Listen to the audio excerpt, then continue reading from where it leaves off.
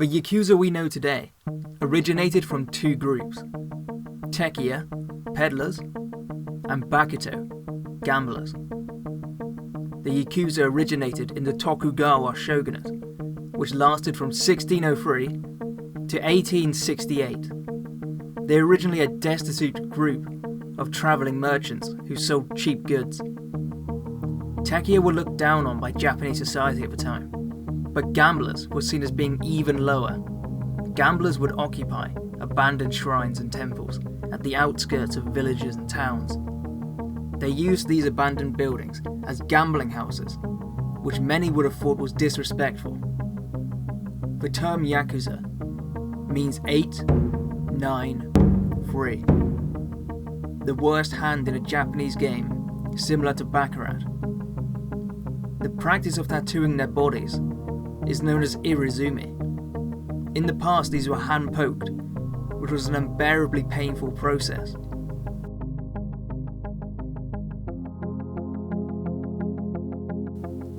In the early 1700s, they began to organise themselves, electing leaders. Many of these leaders were outcasts from the upper class. They started to take part in criminal activities, including protection rackets and turf wars. During the Edo period, these groups became recognised by the government, and their bosses were even allowed to carry katanas, which was normally something only the nobility were allowed to do. This was a sign of their growing power. The Yakuza reached the height of their power through the black market after World War II. At this point, there were 180,000 Yakuza. The Yamaguchi-gumi was founded in 1915 by Yamaguchi Harukichi, and the group became a major force after World War II, while it was led by Taoko Kazuo. The gang can be traced back to a labour union for dock workers in Kobe before World War II ever started. It hadn't grown much by the time Kazuo inherited the organisation. It only had a few dozen members by then. They might not have even imagined that they'd one day have tens of thousands of members. Taoka encouraged his followers to start their own legitimate businesses, and also allowed them to start families. This made the organisation much wealthier, and increased its numbers quite a bit, as the families they started became a part of the Yamaguchi-gumi. These policies, and his leadership, made it the largest mafia in Japan before he died. However, the group's success would soon turn into disaster.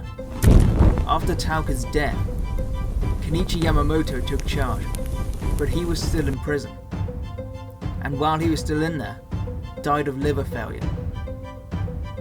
This led to inner turmoil over who would become the next leader, which broke out into all-out warfare when Masahisa Takanaka became the group's leader.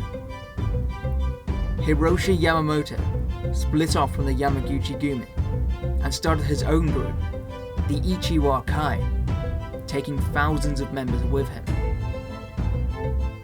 The war between them lasted from 1985 to 1989 and involved over 220 shootouts.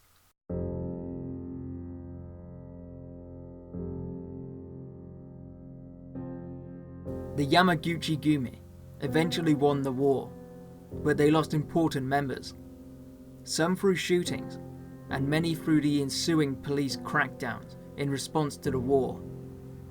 Now the war had finally ended, Yoshinori Watanabe was elected as the new Kumicho. He was the 5th leader of the organisation now.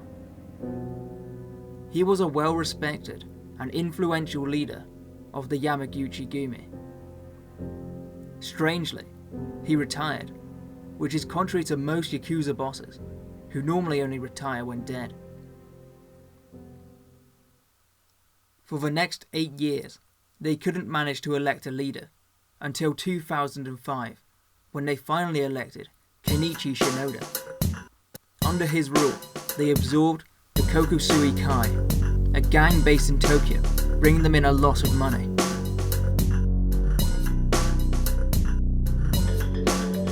One of the most terrifying traditions of the Yakuza is Yobitsumi, Yakuza members go through this when they make a mistake.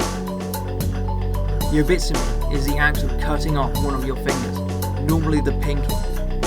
The pinky is then given to their boss to prove their regret and loyalty to the group.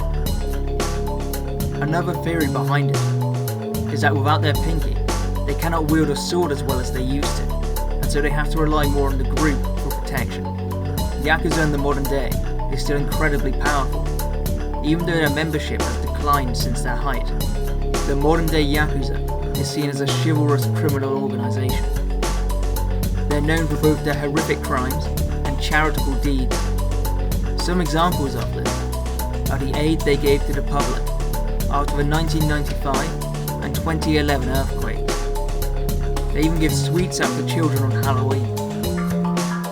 Many people also see the Yakuza as a necessary evil and believe their presence lowers the crime rate.